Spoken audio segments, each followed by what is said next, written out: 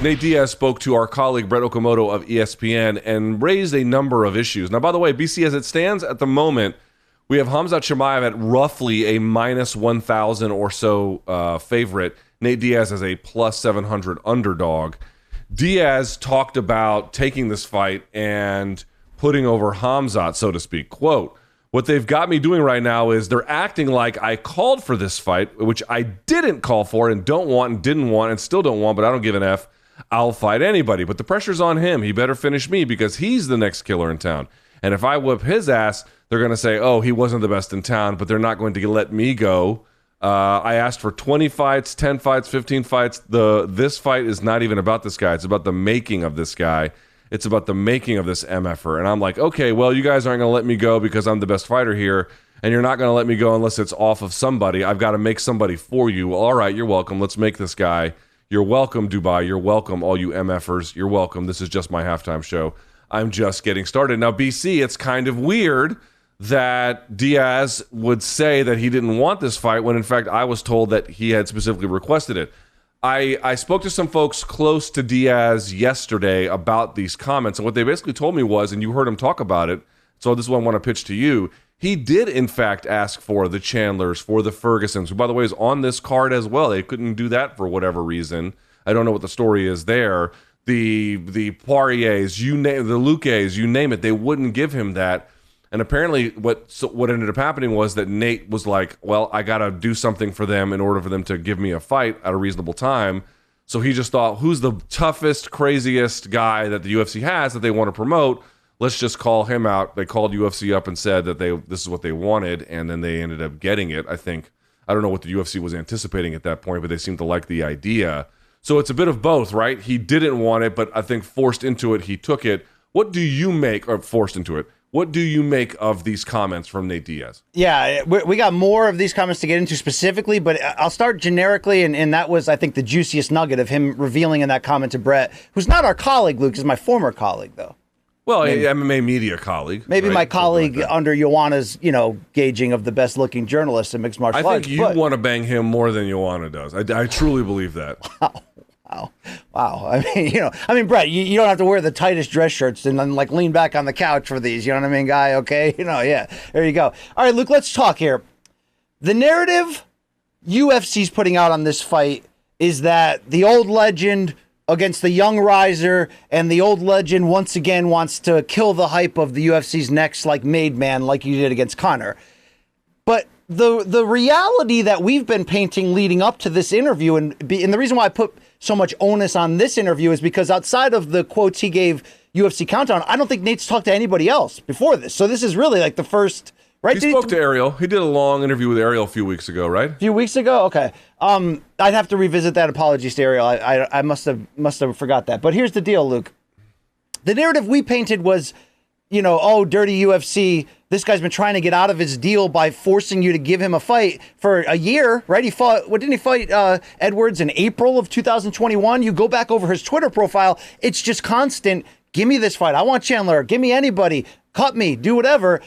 So they're feeding him to the largest lying to damage his brand and give Khamzat his fans on the way out. And that is the narrative we all stuck with.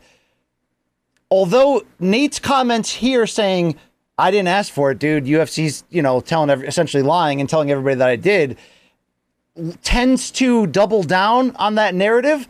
Watching this as a whole, Luke, and look, I mean, it's a Diaz brother interview. So meaning at face value, you can watch it and not figure out if he's the street hero or he's just crazy and ignorant. He can contradict himself every other sentence, and there's a major contradiction coming up, but in this quotes that we're going to go to. But I'm wait, is Nate actually the victim here, Luke? Is he? I mean, I know his story should be the poster story right now in this narrative window here of fighter pay being a constant topic. We did the resume review, which I hope people are checking out on youtube.com/morningcombat of Nate's great career. And we specifically fight by fight leading up to the two Conor fights, and the call out after the Michael Johnson fight was just unbelievably low base salary, 30 to show, no bonus or whatever it was.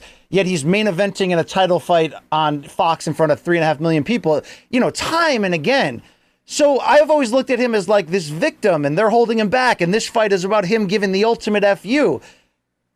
Dude, I'm serious. After this interview, I'm not sure how much of it is him just being in his own way. Like, Luca, let's be really blunt here about Nate Diaz. Okay. Is it that he's so true to like his natural default beliefs, which is like, street taught, a gangster way? Or are all these comments that fill this interview about him being the greatest fighter of all time and, almost be doing a Chael Sonnen bit that he's never lost? Is he a little disillusioned and ignorant? Because when you see all these awful contracts getting signed, and I know, history will tell you he had a front-loaded tough deal coming into the UFC in 2007 that did him no favors in the long run. But they're also negotiating and signing. I think UFC did him dirty by making him wait here so he didn't fight Jake Paul. But I'm not sure he's always his best advocate based on all of these quotes in this interview and really his history in interviews. Is he just so street, Luke, that that's what happens? Or is there something to that? I'm not sure I understand the full nature of your complaint because, well, let me say how I see it, and you tell me what parts I'm either right or wrong on. Listen, I don't imagine that any fighter dealing with the UFC is always right. No one person, what they say is biblical. No one person's perspective always and in every way has to be acknowledged or, respected, I suppose, is a sort of a baseline, but agreed upon, right? Everyone's got their own vision for themselves.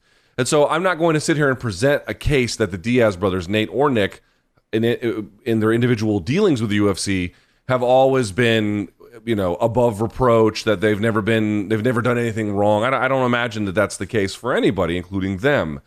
However, what I would say is, again, going through the resume review, we saw all those cases where he had, constantly to fight in someone else's backyard, constantly fighting for, certainly in that sort of middle third part of his career-ish space. I should say around the sort of the second and third part of his career with that intersection moment. But in any case, fighting for low purses. In this particular moment, BC, I don't really agree that Nate has a whole lot to atone for, only because it wasn't like he was saying no. It wasn't the 3 years he had taken off. He was trying to fight, and he wasn't trying to fight somebody without a name or someone in some kind of... Yes, I know that he mentioned Francis Ngannou, but that was my understanding is that's a function of frustration from not getting the other relevant fights. I mean, consider... The UFC already put together a fight between Diaz and Poirier that had fallen apart for other reasons. And again, if you want to put some blame on Nate for that, you may do so. But here he is trying to find it again. There was interest on the Poirier side. They didn't do it. Chandler, same thing. Ferguson, whatever the reason was for that, I don't know. It wasn't like he was trying to avoid tough or otherwise meaningful fights. The argument that he is making is what you want me to do is give my star power up to lift someone else up, which we kind of know is a little bit how the fight game works, which he relented to it. But, keeping a guy under contract extra time, not agreeing to fights, even though he wants big-name contenders that would certainly have been valuable or otherwise the fan base would have accepted, I don't understand personally. Again, you may help me to understand what I'm missing. I don't see what about that is so unforgivable. Here's the quotes that are fueling my new question about this situation. And look, I'm going on record. I've been on record. They did him dirty here by making him wait. He was willing to fight anybody, Luke. So now he's finally trying to fight their guy, and they even delayed that. But here are the quotes that kind of blew up the internet, taken out of context from this interview. I'm on Dana White's side too, Diaz said. It's all love. I understand business, so it's all good with me. Me and Dana always got along about everything too. And I'm not fucking inking Real Fighting, which is his new combat sports promotion he announced yesterday. We can get to that in a second. Because I'm against anybody. I'm not going anywhere or doing anything. I have no plan for what my next move is. If something happens in this fight, I might just have to re-sign to get a rematch. If I don't whip this motherfucker's ass now, then come on. Regardless of what happens, though, and say I leave or do whatever, the best fighters are in the UFC and have been in the UFC for a long time and will be for a long time, I'm sure. It doesn't mean the realest shit is happening in the UFC, but no matter what I do, I'm going to be in the UFC. End quote. Am I pulling that out of context and putting meanings on it that it doesn't?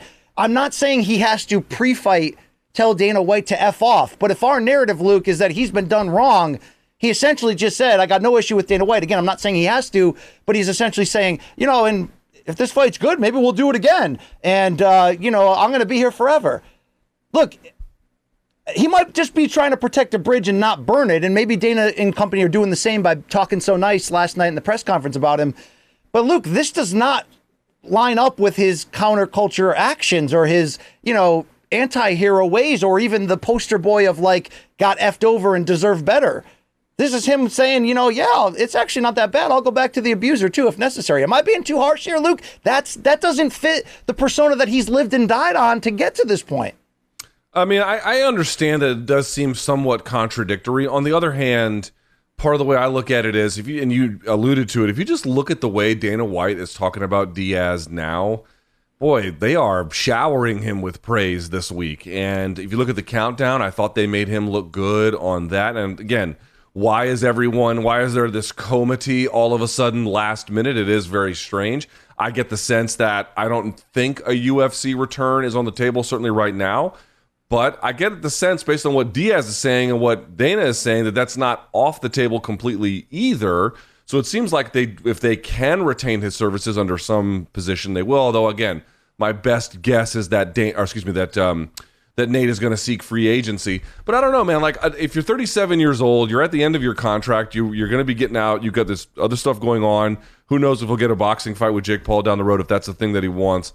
Are you supposed to hold on to all of this animosity the whole time? I get that, me and Dana, we're on the same team and you team UFC and all this shit. It's a little bit strange. I agree. On the other hand, your focus has to be on the fight this weekend, whatever you have going on after that, testing the waters of free agency, which again could bring you back to UFC. That is a possibility, however remote one wants to make it. And so I just feel like it's, why focus all of your attention on all of these past misdeeds, which it's not that he's never raised the alarm about. It's like, at this point, what does it matter? It's all going to come to an end. You can make the decision about the next chapter.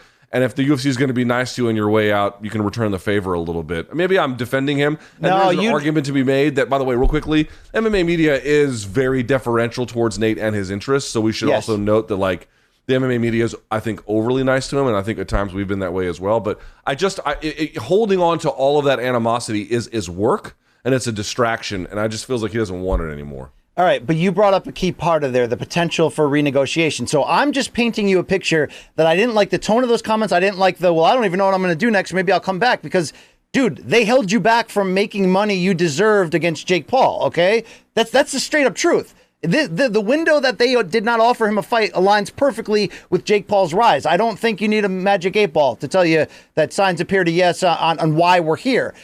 But you brought up the potential of renegotiation and playing the free agent field. So is this actually Nate being willing to contradict himself in this frame because it's, sly like a fox? Because ever since Jake Paul signed on to face Anderson Silva, which is now official, and we can get to that on the show today, look, there is potential that the Jake show could come to a disastrous end if Anderson wins. Is that part of Nate's thinking? Because he doesn't just win or lose against Chimaev and then tomorrow enter the Jake promotion. There is a potential fallout here if Jake loses this and loses it badly. Am I not giving Nate enough credit for how he's publicly negotiating here, Luke? He's not driving a hard bargain in the way that you would normally imagine. I think that's certainly what you're picking up on. It's like you had all of this I was mistreated kind of rhetoric that now you're seemingly letting go of. Again, I don't know exactly what the right answer is for him and why he has said all of that. But let's just imagine a scenario, BC. Now listen, look, we mentioned the odds. You got Khamzat as a minus 1,000 favorite. I don't know any MMA insider who's picking anyone other than Khamzat, unless people are on Nate's team, to be quite honest with you. And I'm picking Khamzat. I'm sure you are as well. Khamzat almost certainly wins this one, and he could win it quite brutally. But let's imagine a world, because MMA is fucking crazy, let's imagine a world where Nate Diaz smokes him, right? However that looks. Kurt Pellegrino triangle type thing, or boxes him up and puts him away. It's unlikely, but it is possible. In that world, do you think the UFC wants to let go of him? They might back up the Brinks truck to keep him on board. And of course, he still might say no. Whatever's going to happen, probably is going to happen through some kind of free agent negotiation. It's not just going to happen automatically. But there is a possibility. It's again, we go back to it with Francis Ngannou, right? If you're Francis Ngannou, yes, the biggest thing you could do to make money would be a fight with Tyson Fury. But how secure is that, and how scalable is there a future beyond it? I just feel like Nate, at this point, it is. You're right. that it's a weird U-turn he's made, but it looks like he's at least keeping the possibility open that maybe, just maybe, things could happen with the UFC where we thought there was no possibility.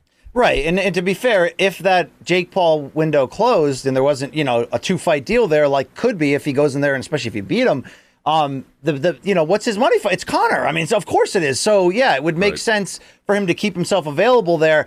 So am I insulting him for something he's actually being smart on? My answer is I don't know, because the rest of this interview, Luke, while being a typical Diaz brother interview, it's still batshit crazy, Luke. So tell me if I'm wrong. I came away from this not really being fully confident that Nate believes he's going to win, that he almost is, taking this because he has to, which I think is true. Yes. But then again, hedged up with those comments about Dana right there, it just is a bowl of, I don't know what the hell to make of this. Now, again, that's always the Diaz brother experience, but I really coming out of here having more questions than answers in a situation where we had almost no answers heading into what's going to happen here, except for the odds. Like, I've tried to find bigger odds from this, Luke. Ronda Rousey was like minus 1,700 when she headlined against Bethe Correia at UFC 190. GSP in the first Sarah fight, I think, was like minus 1,400. And we all know Shevchenko was going to be about minus 8 million against Montano.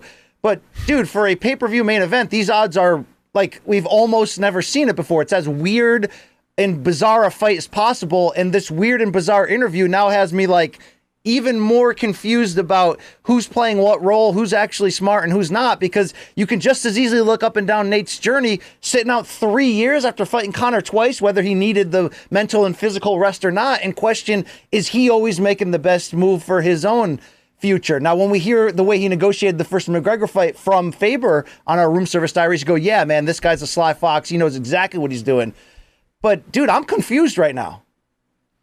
Yes, this is a slight U-turn. I get the sense that there has been a thawing. Here's my read. I get the sense that Team Diaz and Team UFC have been at odds for a long time. And that explains what Nate has said. It's explained partly his absence. It's explained his discontent. It explains a number of things. I get the sense, based on some conversations and some other things, that the relationship between Team Diaz and the UFC has thawed. That there has been a warming. I don't know how long and I don't know how much, but that there is a change. And I think you're seeing language reflected by Diaz that reflects that thawing of that relationship. Whether that means they will reunite down the line, I don't know. Whether that means there will be a Jake Paul boxing match, I don't know. A lot of this is still speculative.